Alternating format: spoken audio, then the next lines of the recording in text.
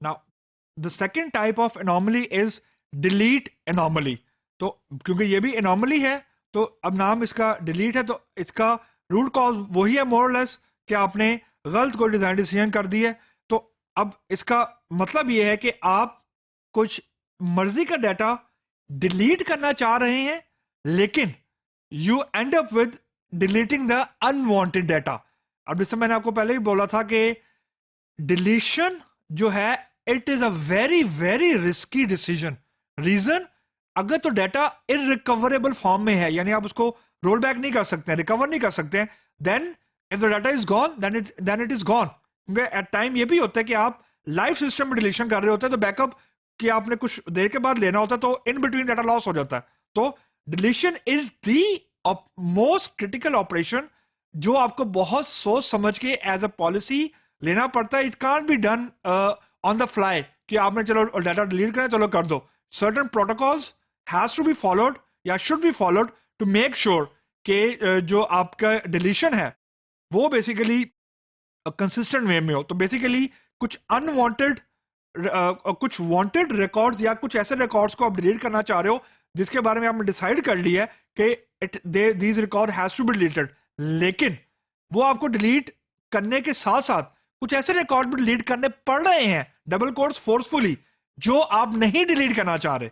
तो it's like a chicken and egg problem कि आप रिक्वायर्ड डाटा को डिलीट करें या अनवांटेड डाटा को डिलीट करें, तो आपके पास ऑप्शन कोई नहीं है। रीजन कि आपको अगर वांटेड डाटा डिलीट करना है तो आपको अनवांटेड डाटा भी डिलीट करना पड़ेगा, which might end up with some issues later on. But having said that, this is a delete anomaly. So now look at the example on the screen.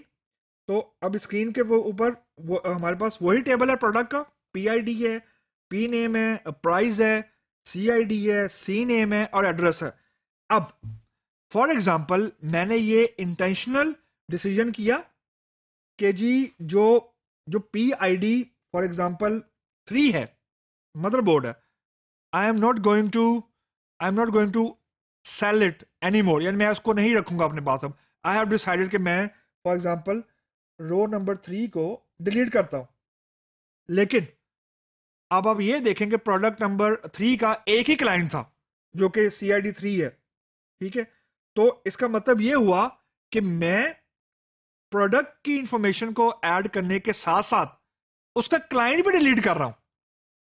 तो अब जो क्लाइंट का record है वो मैंने डिलीट नहीं करना, लेकिन फोर्सफुली मुझे प्रोडक्ट के डाटा को डिलीट करने के लिए जो कस्टमर का डाटा है वो भी डिलीट करना पड़ा है। अगेन यहां पे एक रिफ्रेशर, डिलीशन कभी भी कॉलम बेसिस पे नहीं होती। यानी आपके दिमाग में क्वेश्चन आएगा, why can't we delete only PID 3 motherboard यानी P name and price and we should keep intact CID 3 C name Kashif and address M/2-cavalry। It is not possible in deletion. Deletion हमेशा पूरी रो की होती है या नहीं होती, तो मेरे पास ऑप्शन नहीं है, यानी मेरे पास ये ऑप्शन ही नहीं है कि मैं कस्टमर को डिलीट ना करूं। That's one case. Now look at the next row, row number 4। Row number 4 में फॉर एग्जांपल मैं इस रो को डिलीट करता हूं, तो एंड जो जो कस्टमर नंबर 2 है उसने एक ही चीज परचेज की हुई है और वो प्रोडक्ट नंबर 4 है। तो अब एक तो मैं प्रोडक्ट का डाटा लॉस कर रहा हूं और उसके बाद में अब देखें कस्टमर का डाटा भी लॉस कर रहा हूं, यानी अब मैं I am losing my customer, क्योंकि इस कस्टमर ने सिर्फ एक ही चीज परचेज की हुई थी जो कि माउस थी, और माउस को मैं डिलीट कर रहा हूं। तो अब यहां पे डबल एज सॉर्ड है कि मैं प्रोडक्ट को भी डिलीट कर रहा हूं और मैं अपना कस्टमर भी लूज कर रहा हूं, और वो मेरा कस्टमर वाहिद कस्टमर था जिसने एक चीज परचेज की हुई थी जो मैं डिलीट कर रहा हूं।